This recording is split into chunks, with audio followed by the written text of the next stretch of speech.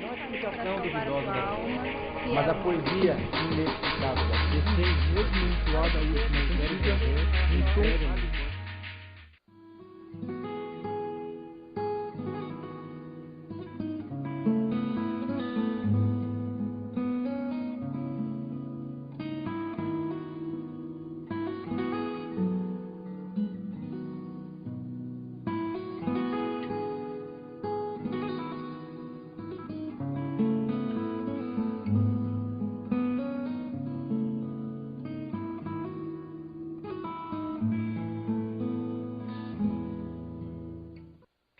E aí, pessoal, tudo bem?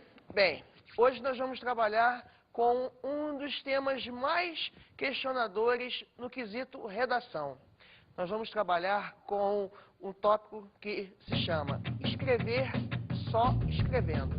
Bem, pode parecer meio redundante a gente falar nesse sentido, escrever só escrevendo. Afinal de contas, se você escreve, você escreve.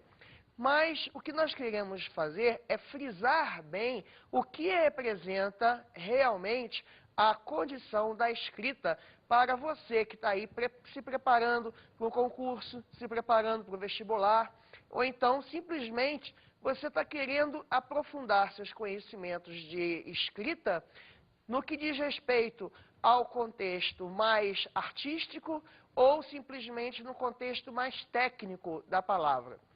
Bem, para isso, é importante a gente observar que o texto escrito precisa de mãos que o escrevem. E então, eu convido vocês a uma reflexão. Como é transformar estudantes comuns, como você, em escritores de qualidade? Como é que nós podemos transformar pessoas teoricamente comuns em escritores de qualidade? Bem, você pode não estar acreditando que você poderia se transformar em um escritor de qualidade. E eu digo para você que não é verdade. Você pode sim se transformar em um grande escritor. Você pode sim ser um novo Drummond, uma nova Clarice, uma nova Cecília, ou, quem sabe, até um grande Camões. Bem, como é que a gente vai, então, trabalhar nesse sentido? A gente vai buscar, na verdade, quais são os gêneros do texto escrito, visto que, dentro de um processo de sala de aula, que é o que você está objetivando agora, nesse momento, nós temos que seguir alguns padrões, alguns modelos. Bem, se você está, por exemplo, no ensino fundamental, nas primeiras séries do ensino fundamental, você já deve ter se deparado com os chamados textos narrativos. Então, a gente vai trabalhar com o gênero narrativo, que é justamente o quê? É contar histórias. Narração nada mais é do que isso, contar histórias, narrar ações. E aí, para você narrar ações, você simplesmente tem que apresentar o quê? Uma série de elementos. Que elementos são esses? Personagens, enredo, tempo, espaço e, principalmente, foco narrativo. Afinal de contas, quem é que vai contar a história? Bem, o segundo gênero dos textos, no caso aí dos textos de redações de sala de aula, é o gênero descritivo. Nesse sentido, você vai se aproximar um pouco mais de uma realidade mais pessoal, trabalhando aspectos com características mais subjetivas. Bem, ao descrevermos uma determinada pessoa, um determinado lugar ou uma determinada cena, você consegue então dar conta de que aquele contexto em que aquela pessoa ou aquele objeto ou aquele ser está inserido faz parte de toda uma abordagem mais ampla. A terceira modalidade textual, talvez uma das mais difíceis para o estudante comum, é a dissertação. E aí, ao dissertarmos, nós estamos então trabalhando com defesa de tese, argumentação e, principalmente, apresentação de exemplos, comprovação por meio de fatos e dados e chegando à conclusão. São esses, então, os 3 tópicos básicos, os 3 modelos básicos do texto da redação que com a qual você se depara em sala de aula. E aí, você, vestibulando, o que você acha disso? O que você acha da produção de textos escritos? Será que você realmente se depara com a dificuldade que é escrever uma redação de concurso? Será que você já parou para pensar que você poderia estar melhorando o seu desempenho apenas por uma questão de abordagem de determinados tópicos que condizem muito mais com a sua realidade do que você pensa? Geralmente, o vestibular pede em suas provas que os estudantes escrevam sobre temas dissertativos.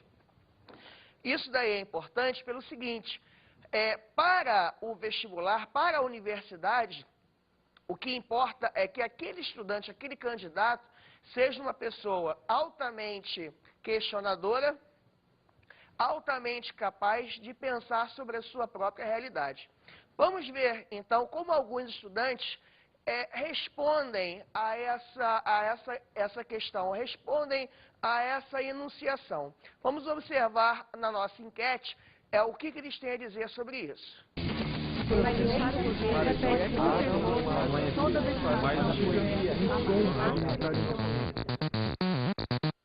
Você acha difícil escrever redação?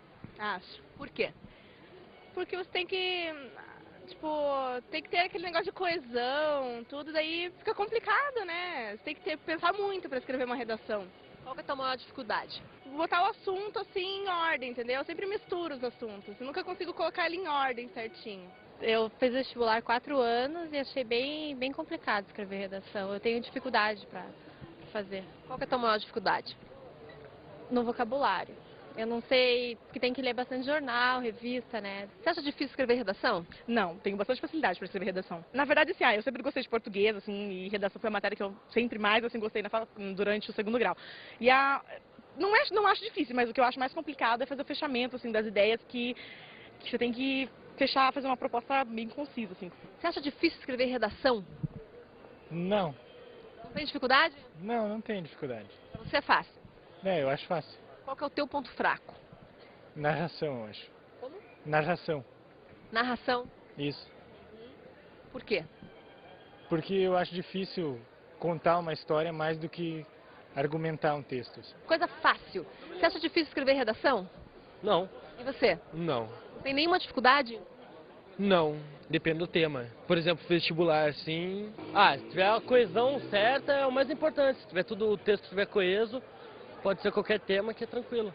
Para você, para escrever uma redação bacana, tem que estar atualizado. Isso, atualizado de acordo com o tema proposto. Acima de tudo, eu acho que tem que estar atualizado em geral. E aí, vocês também concordam com essas coisas que esses estudantes apresentaram? Bem, cada pessoa enfrenta o texto escrito à sua própria maneira, ao seu bel prazer.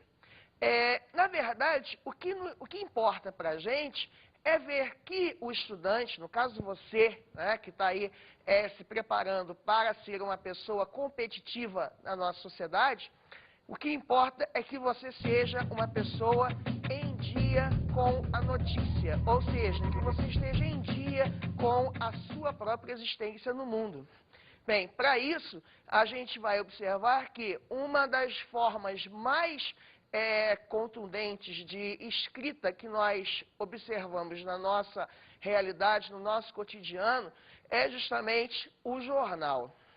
Dentro do jornal, nós temos algumas coisas extremamente importantes. Nós temos notícias, nós temos entrevistas, nós temos reportagens. E aí, pessoal, preste atenção, porque vejam só, se você consegue dominar aquilo que está escrito ali naquele jornal, se você consegue realmente se degladiar com aquelas palavras que vêm escritas por meio daquelas traçadas linhas, você consegue, então, se dar conta de que você está dominando todo o mundo à sua volta.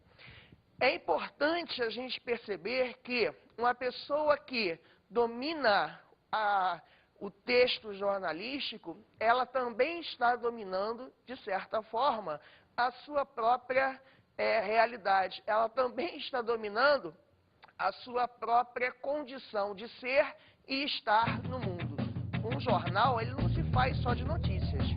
É lógico que nós precisamos dominar todos os meios de comunicação com os quais a gente se depara dentro das páginas do jornal. Afinal de contas, se nós queremos que a leitura, né, então aí já não falo nem só do jornal, mas a leitura como um todo, seja realmente uma prática política, é importante que a gente também entenda todas as outras mensagens subliminares que são passadas para nós por meio daquelas páginas. Nesse contexto, nós podemos trabalhar, por exemplo, com algumas abordagens mais comerciais. No caso, por exemplo, a gente pode trabalhar com a publicidade e propaganda. Nesse contexto, é importante que o estudante ele também entenda quais são as conotações, até artísticas, que a publicidade e a propaganda podem oferecer a ele. Afinal de contas, publicidade e propaganda são duas carreiras extremamente bem vistas no mercado que a gente encontra hoje em dia no setor das comunicações. E aí, né, vale a pena você, que está aí ainda pensando naquilo que você vai fazer no futuro, parar para entender que, na verdade, o fato de você ser um publicitário não faz de você uma pessoa maquiavélica no sentido comercial da palavra. Ou seja, na verdade, você pode ser uma pessoa extremamente útil à sociedade.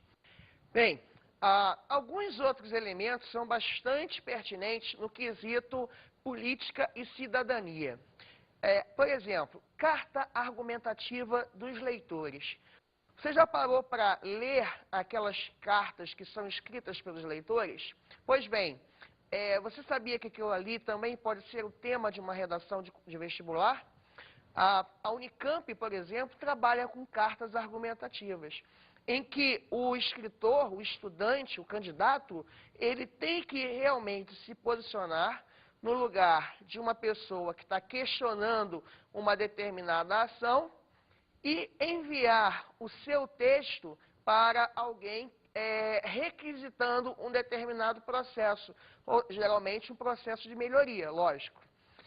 Bem, é importante então que, ao se deparar com determinados problemas, você também tenha em mente que você tem nas mãos o quê? O poder de decisão, o poder de veto e o poder de escolha de algumas ações.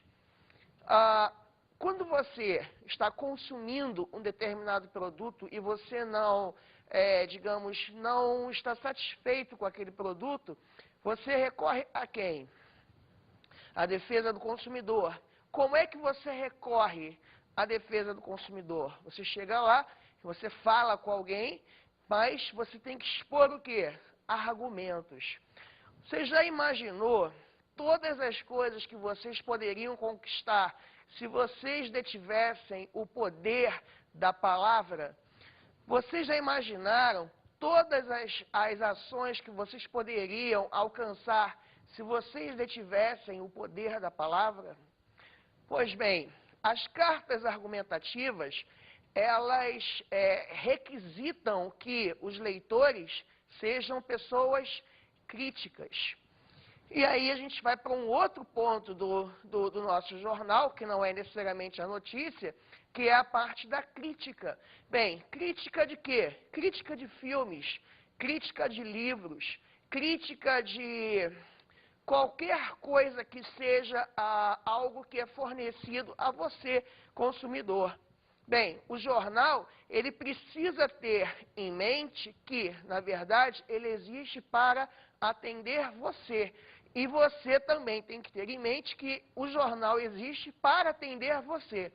Bem, além da crítica, nós vamos chegar a uma parte do nosso jornal que é de extrema importância, que é justamente o editorial. No editorial, você consegue ver quais são as linhas mestras qual é o pensamento básico daquele jornal. Com o editorial, e geralmente quem assina o editorial é o editor-chefe do jornal, você consegue perceber quais são as tendências políticas que aquele jornal apresenta e qual é a linha de pensamento que ele vai apresentar. Imagens, sonhos e roteiros, a escrita da arte. Bem, e aí a gente começa a se deparar com outras formas com outras manifestações do texto escrito. E nesse sentido, a gente volta a falar daquilo que eu apresentei a vocês no início da aula. Como é que você vai conseguir se tornar uma pessoa, um escritor de qualidade? Como é que você vai conseguir se tornar um escritor conceituado, alguém que realmente se apresenta no mercado com uma determinada flexibilidade diante do jogo linguístico? Bem, uma das formas de você responder a essa questão é se deparar com o conceito de arte. É lógico que um texto artístico é um texto extremamente subjetivo. É lógico que um texto artístico é um texto extremamente pessoal no que diz respeito à própria questão da forma, da linguagem e dos temas. Bem, são esses três elementos, os elementos que formam qualquer texto: forma, linguagem e tema. E aí, um texto artístico, ele vai se apresentar geralmente de maneira mais livre, com uma linguagem mais pessoal, mais intimista e com temas mais voltados para a própria sociedade. Bem, alguns textos artísticos acabam se tornando objetos de estudo de outros veículos, de outras linguagens textuais. O cinema, por exemplo, ele faz uso dessa questão de forma bastante flexível, ou seja, ele vai trabalhando com a linguagem dos textos e associando a questão das palavras à questão da imagem. Bem, nesse sentido, eu convido vocês a assistir a uma cena de um filme brasileiro que se mostra de maneira bastante artística no que diz respeito à transfiguração da sua realidade. Nós vamos assistir a uma cena do filme A Marvada Carne, de André Cotzel. Bem, o nome é esse mesmo, Marvada Carne, porque o filme ele reflete o universo da vida caipira brasileira. Vamos ao filme? Eu não compreendo mesmo, viu? Uma moça bonita, feito você, perdida pra esses fundagão de mundo. Mas você não sabe que é muito marfeitor pra esse mundo afora? Eu sei sim, mas é que eu prefiro ser agarrada por um homem desse do que continuar onde eu tava. Na minha casa, meu pai, minha mãe, o senhor não sabe como era. Porrado o dia inteiro. É porque não estuda, é porque não trabalha. Não aguentava mais aquele inferno. Ei, moça, não fale isso num lugar desse, senhor. É um perigo.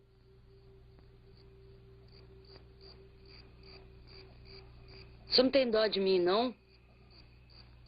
Tô sozinha. Na estrada. Tem mais de uma semana.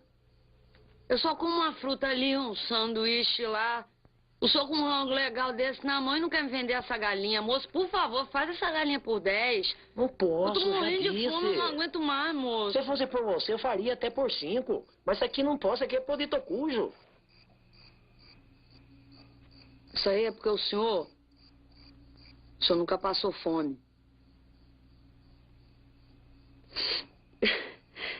Eu tenho certeza que o senhor nunca passou fome. Fome mesmo. E também não... Cara, se deitar pronto assim, né?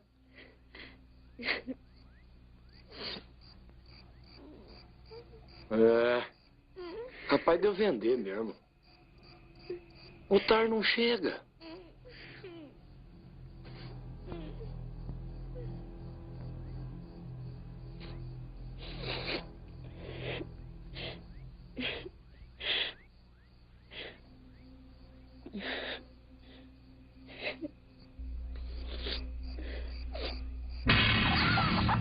Eita! Vá de reto, Satanás! Sai, Tinho! Satanás, agora você falou que era 5? Não, pra vencer é 60. Não, meu filho, Não, é 60, eu já disse, é 60. Não, vá, recue. meu amor, falou que era 5, Sai de lá. Não, é 60. Não, pra vencer é 60. Não, recue, tem 60, tá 60 aqui.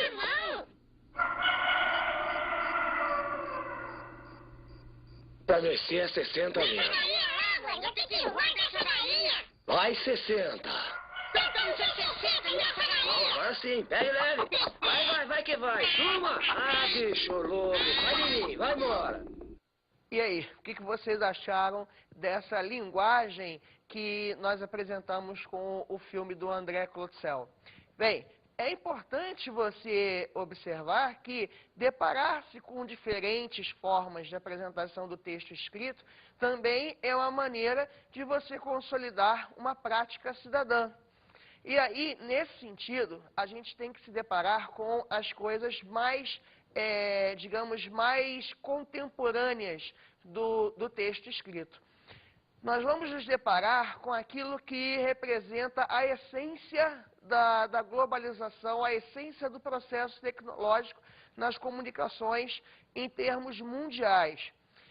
Nós vamos trabalhar com cinema, o vídeo e a televisão. Nesse sentido, você que domina a palavra escrita, você começa a entender que, por exemplo, ao assistir a um filme no cinema, você também está diante de um texto escrito. Ao assistir a um determinado vídeo, a um filme de vídeo, você também está diante de um texto escrito.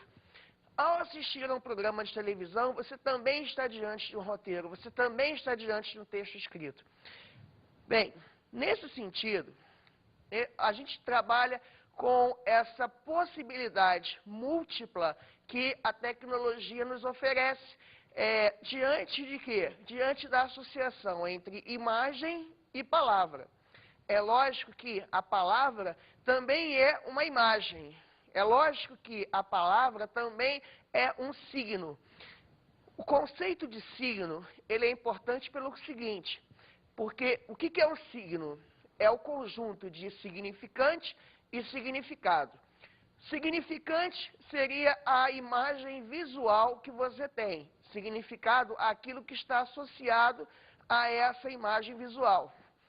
Então, por exemplo, quando você imagina a palavra maçã, você vai criar na sua mente o quê? Uma imagem, a imagem de uma fruta chamada maçã. Ao mesmo tempo, você também associa a essa maçã a palavra maçã. E aí você vai criar, então, o quê? Duas imagens possíveis, duas associações possíveis. Então, trabalhar tecnologicamente o texto escrito é você conseguir perceber que, na verdade, todo o processo de criação das linguagens múltiplas com as quais você se depara é um processo que visa a criatividade, que visa a pesquisa estética e que visa principalmente as noções de arte e arte como transfiguração de uma realidade muito maior do que aquela com a qual a gente se depara. A realidade do mundo em que nós estamos, que nós estamos habitando, o mundo em que nós estamos inseridos. A aquisição da escrita como forma de se construir a cidadania. Na verdade, o que nós queremos, o que estamos objetivando é que você se torne um cidadão crítico diante da sua própria visão de mundo. O que nós queremos é que você tenha em mente e que você tenha nas suas mãos o poder de questionar a sociedade à sua volta da mesma maneira que determinados escritores já fizeram anteriormente.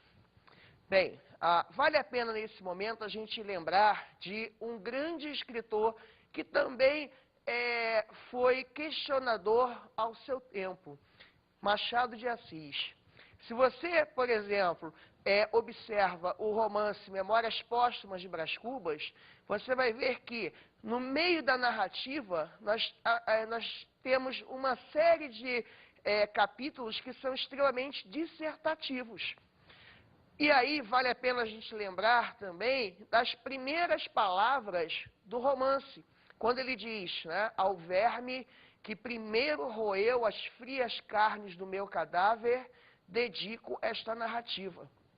Bem, pessoal, se você tem um livro em que você dedica o livro ao verme que roeu as carnes do seu cadáver, é lógico que você está morto. O próprio Machado de Assis, quer dizer, na verdade o Brás Cubas, dizia na sua obra: não sou um autor defunto, mas sim um defunto autor.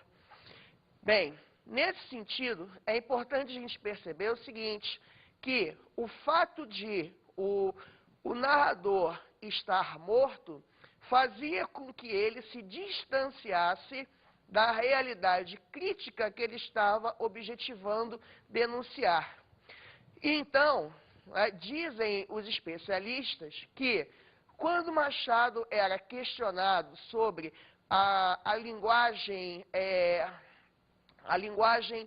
tenebrosa que ele ostentava no livro Memórias Póstumas de Brás Cubas, ele simplesmente respondia: ora, fale com Brás Cubas, não comigo.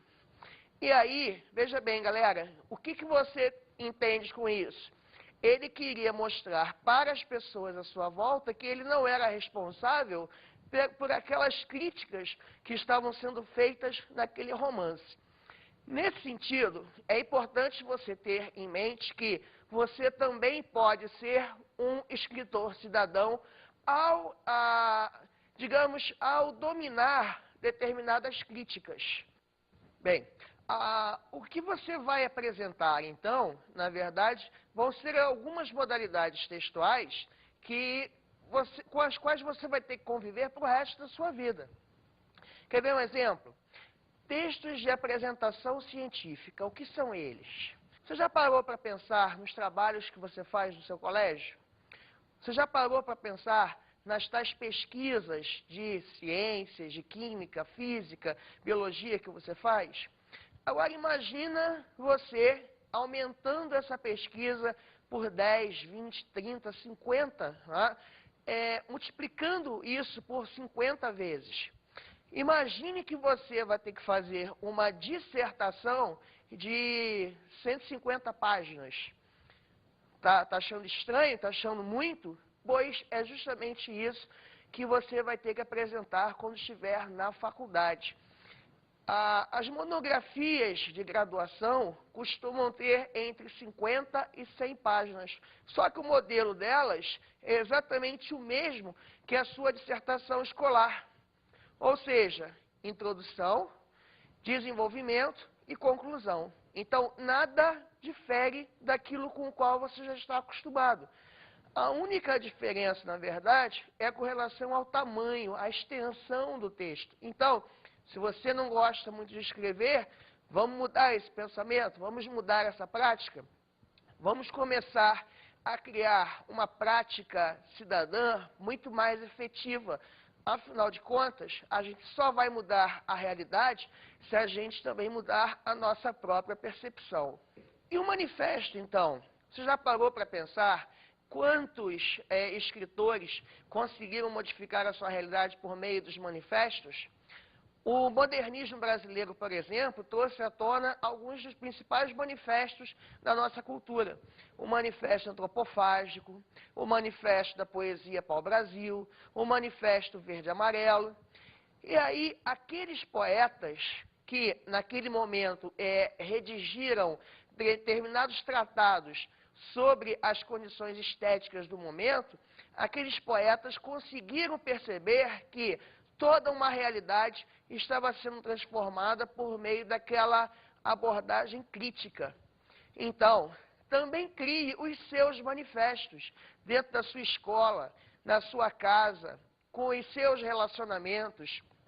Crie manifestos que realmente tentem mudar a sua própria realidade. Abaixo-assinado é outra forma de você trabalhar essa realidade mais cidadã. Observe se na sua comunidade você não tem um grupo de pessoas insatisfeitas com um determinado serviço.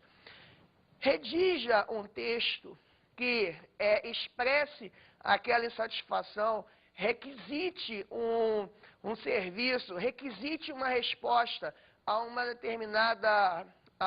determinada pessoa que tenha um certo poder, uma certa influência na sociedade. Diante disso, você vai estar efetivamente criando laços com a própria sociedade. Além disso, é importante você ter em mente que é o jogo linguístico que realmente cria o poder, né? Ou seja, a língua tem o seu poder. É lógico que nós podemos fazer revoluções com armas, mas as revoluções mais efetivas são feitas com a palavra. Nesse sentido, escreva cartas abertas à população, publique textos abertos à população, envie mensagens a todas as pessoas ao seu redor e você vai ver que, diante de um veículo importante como um jornal, você vai conseguir, então, ser uma pessoa útil, cidadã e com uma prática diferenciada, que é o que realmente faz com que nós sejamos melhores. Construção do ser artístico. E aí, nesse sentido, então, eu quero convidar você a ser um artista. Eu quero convidar você a ser um poeta. Você já parou para pensar que a poesia pode estar mais próxima de você do que você imagina? Você já parou para pensar que, de repente, você pode estar mais condizente com uma realidade poética do que você imagina? Afinal de contas, o que é poesia? Então, como dizia José Paulo Paes, o poeta, poesia é uma ilha cercada de símbolos por todos os lados. Bem, na verdade, o que nós podemos objetivar nesse momento e nessa definição é mostrar que, na verdade, o que eu quero é que a sua linguagem seja uma linguagem carregada de símbolos, carregada de significados, carregada ao máximo de significados. Bem, nesse sentido, vale a pena também a gente perceber que a poesia é arte, e arte é a transfiguração de realidades. E aí, ao nos depararmos com essa construção, nós vamos perceber que você que está aí sentado nesse momento, você também é um objeto de estudo da poesia. Afinal de contas, você também é real. Se a arte e a poesia, né, em geral, nós podemos definir como transfiguração da realidade, então você também é um elemento poético. Que tal observarmos como um dos mestres da poesia brasileira aborda o sentido? Como é que ele cria, por meio das palavras, uma transfiguração do real, de forma que a gente consiga realmente imaginar determinadas ações e perceber, por meio dessas ações, quais são os sentidos que o poeta quer facultar às suas palavras. Eu quero que vocês observem um poema de Carlos Drummond de Andrade.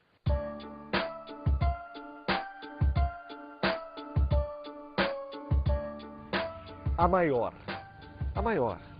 Qual, enfim, a maior favela brasileira? A Rocinha Carioca? Alagados? Baiana? Um analista indaga.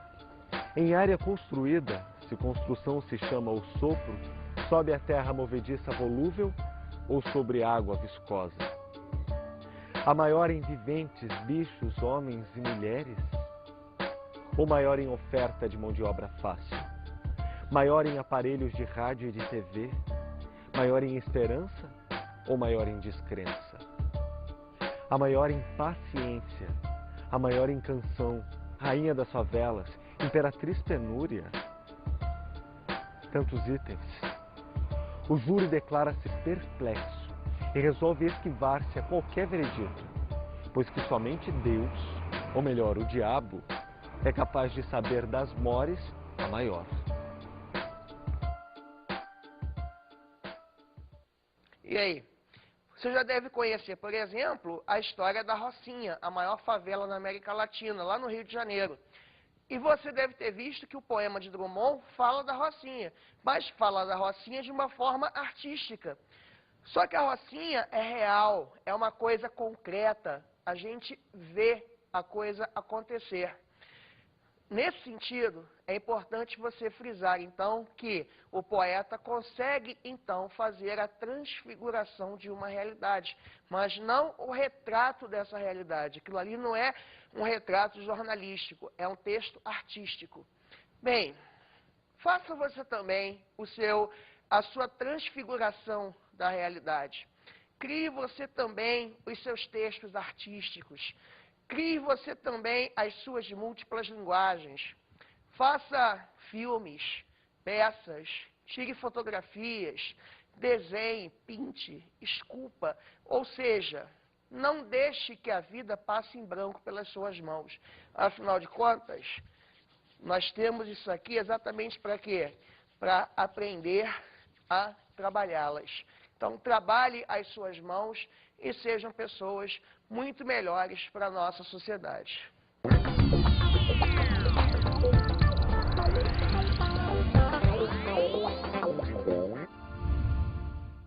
Bem, pessoal, como dicas de estudo de hoje, eu vou sugerir 3 livros inusitados. Por quê? São 3 livros, 2 deles que são voltados para crianças e um deles que é voltado para o começo da vida literária. O primeiro livro é O Pequeno Príncipe, é isso mesmo, O Pequeno Príncipe. Eu queria que vocês lessem O Pequeno Príncipe, mas com olhos de pessoas críticas. Quero que vocês busquem no livro que o essencial é invisível para os olhos, só se vê bem com os olhos do coração. O segundo livro é o livro Coração, é um livro italiano que reflete a realidade dos estudantes da primeira metade do século XX na Itália, ou seja, na época do fascismo. E como esses estudantes conseguiram criar vínculos com a produção cultural, com a produção artística, inclusive com a questão dos jornais da época. E o terceiro livro é A Aprendizagem, ou O Livro dos Prazeres, de Clarice Lispector, que é um livro extremamente interessante para quem está iniciando a produção de leitura de obras de arte. Então, se você quer ler Clarice, comece a ler por esse livro, né? E você vai entender o que é realmente ter um livro, uma obra de prazer. Ok? Até a próxima, a gente se encontra então.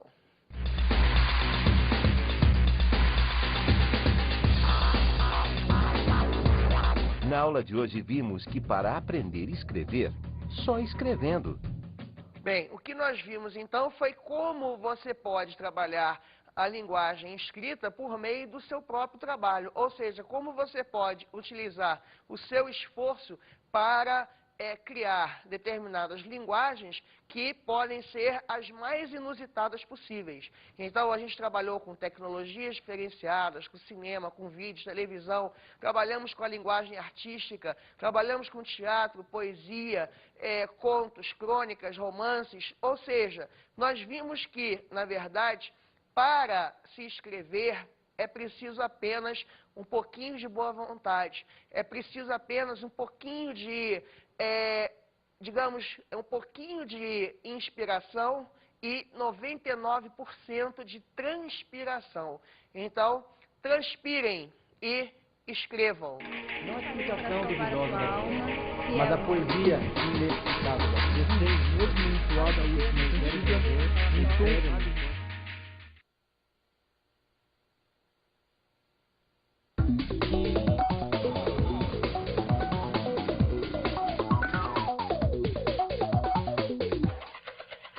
E aí, professor? Bem, eu espero que essa aula tenha trazido algumas reflexões importantes para o seu conteúdo. Bem, nesse sentido, é importante apenas você não se esquecer de uma coisa. O texto escrito, ele não é apenas a dissertação do vestibular. Tudo aquilo que se faz na vida, no dia de hoje, é a representação do texto escrito. Então, trabalhe todas essas linguagens com os seus alunos. Eu tenho certeza que eles vão gostar muito mais da sua aula se você mostrar para eles como eles também são escritores importantes. Atribua poder aos seus alunos. Empodere os seus alunos e você vai ver que o resultado vai ser muito melhor. Ok? Até a próxima. Não a explicação duvidosa da poesia, mas a poesia inexplicável da poesia, mesmo entoada aí, em tom